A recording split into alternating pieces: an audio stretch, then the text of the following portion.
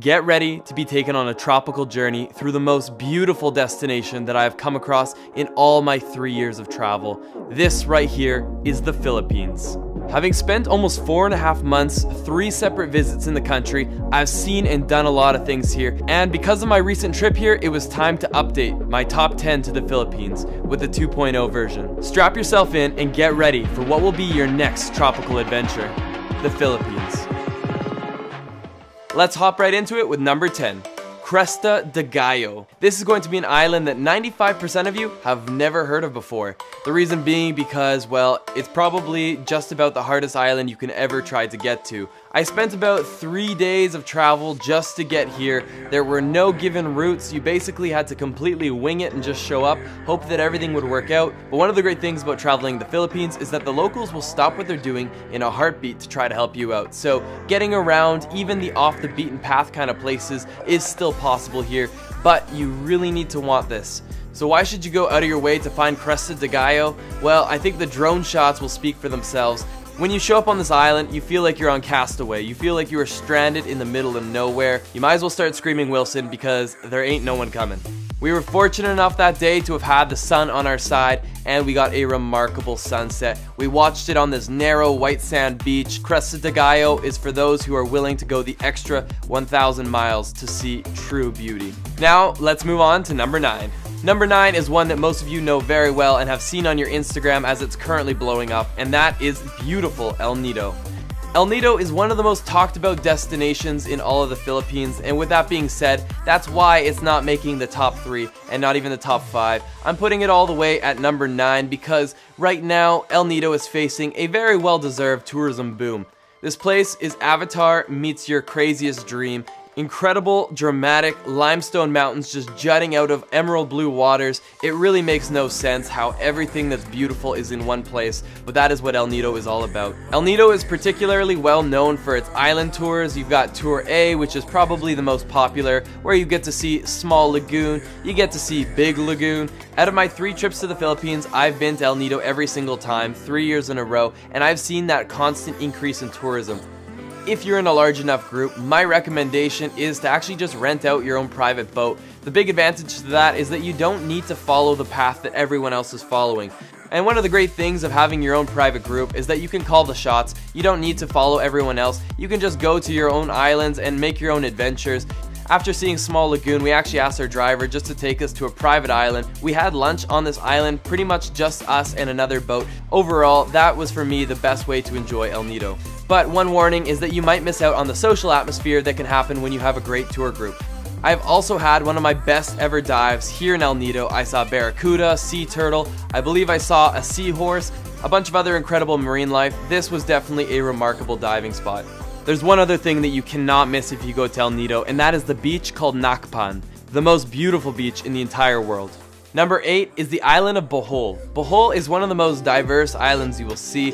High-end hotels, hostels, everything is here in Bohol, and that is one of the reasons I love it so much. Whether you want to spend your day on the beach or go and explore the beautiful chocolate hills, there's so much that can be seen and done here. Not to mention, this is home to one of the most unique creatures you'll ever come across. It looks like a monkey that had a baby with an alien. It's called a tarsier. They're very, very nervous. Do not use a loud voice. Be very quiet, otherwise they literally could drop dead from a heart attack. I'm not joking. There are 2 main parts of Bohol. There is Anda, which is in the north, and I thought it was beautiful. I really loved this blue hole we found, but I gotta say the beach up in the north, when I was there a 1.5 years ago, was very dirty. Hopefully they've taken care of that. And in the more southern tip of the island, you have Alona Beach, and this is probably where I would recommend you stay. All sorts of different hotels and accommodations, pretty good food, pretty good nightlife, and it's a great place to start your day trip if you're going to be doing the Tarsier Chocolate Hill day trip. That can all be done in one day. It's one of my favorite day trips that I've ever had.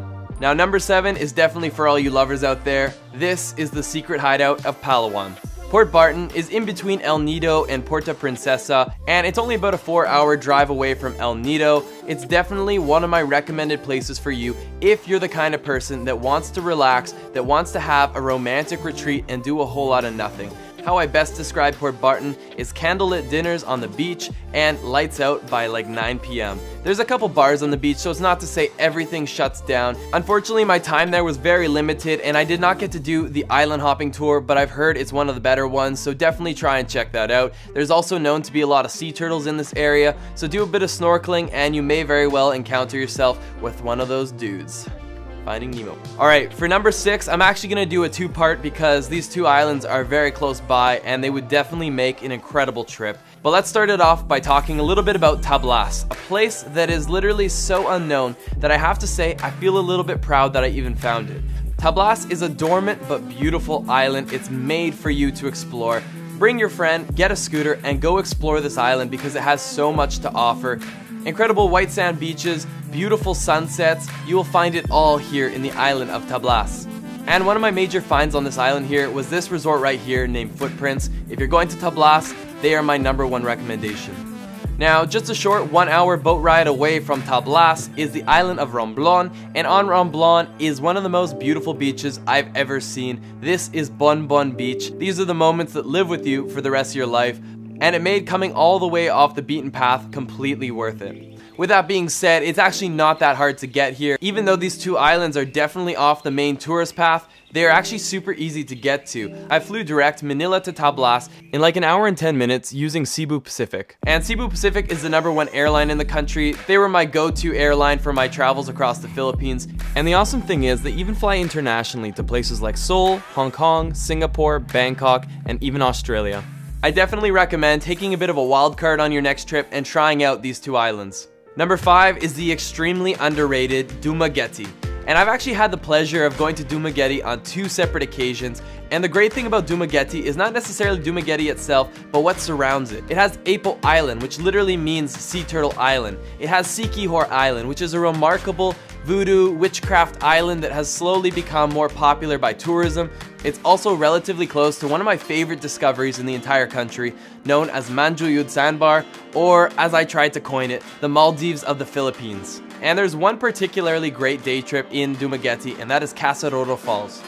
Now, I just name dropped a ton of places, and that's probably a little overwhelming, but the great thing is I've actually created an entire travel video guide for the Philippines. So if you're curious about that, I have a free preview to the guide down below. It covers everything you could possibly need to know, everything from safety, transportation, hotels, the best must-see hidden gems, and it'll definitely get you a great head start for your upcoming trip. I put my heart and soul and everything that I learned over my past 3 trips to the Philippines into this one guide so that you can make the most of it. So definitely go check that out. Number 4 is Bontang Island, one of the islands I love most in the entire world. This is like Boracay before Boracay blew up.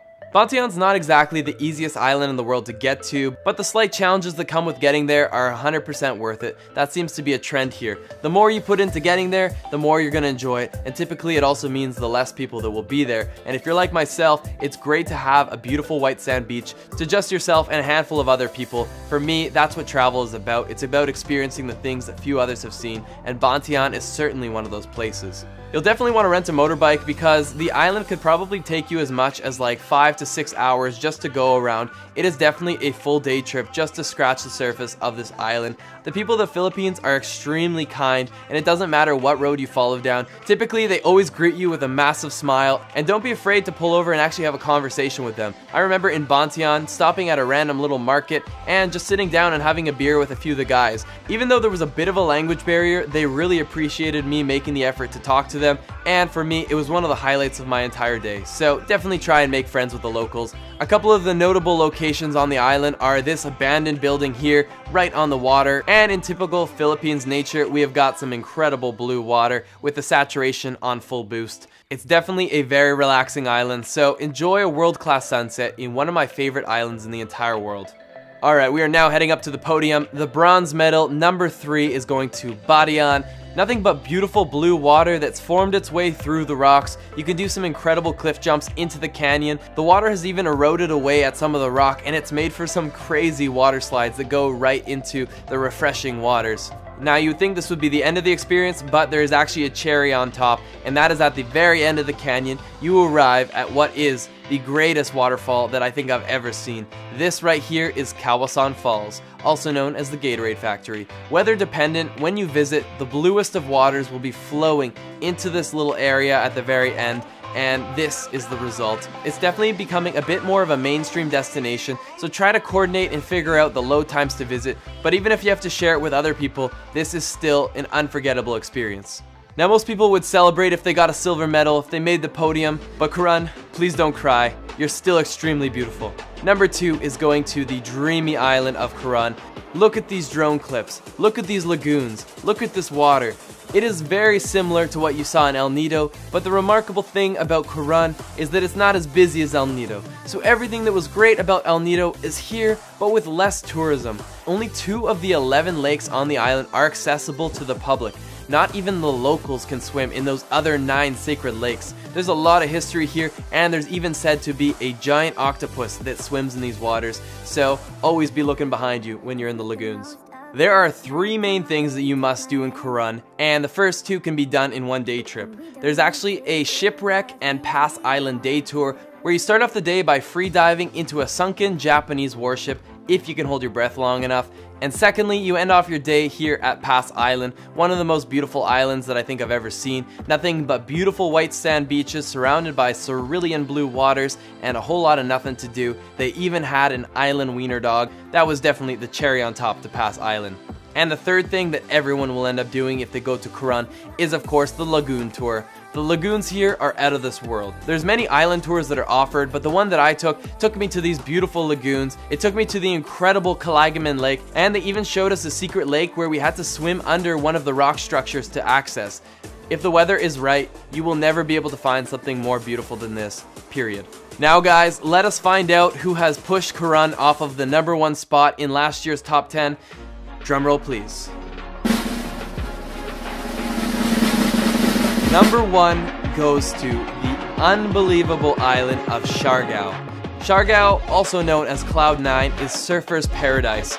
Right off of the ocean, you're getting incredible waves crashing in on the shore. This is actually where I had my first ever real successful surfing day, and for me it was a very rewarding experience. My nipples were a little chafed, but we're not going to get into that, and luckily the surfing is just scratching the surface. There is so much that you can do here in Sharkow. There's some great hostels, some amazing hotels, and they even have 6-star resorts like Dedan Island Resort. This is a truly world-class luxury experience. There's the emerald green Sugba Lagoon, the incredible rock pools of Magupunko. Probably didn't say that right, but we're gonna move on. And the awesome thing is, Sharkow is just one island that's surrounded by other beautiful islands. There's Naked Island, which, by the way, it's probably frowned upon to be naked there. There's Guyam Island, and several others that will all be fit into your island hopping tour, so that's for you to explore and find out. And it's actually becoming a lot easier to get here. You can actually fly direct now from Manila using Cebu Pacific, and you get there in like an hour and 45. Good nightlife, chilled vibes, all in one place. This is Sharkow, and that is the reason it is my #1 must-see place in the Philippines. That is the top 10 to the Philippines. I hope it helped you with your upcoming trip, and if you are coming, then you'll definitely want to check out my free preview to my 5 hot tips to the Philippines. It'll be a great head start for you on your trip. Look no further, check the link in the bio, and if you're new to my channel here, I would invite you to become part of Team Get Lost by hitting that subscribe button. So guys, without further ado, let's get lost again in the next one.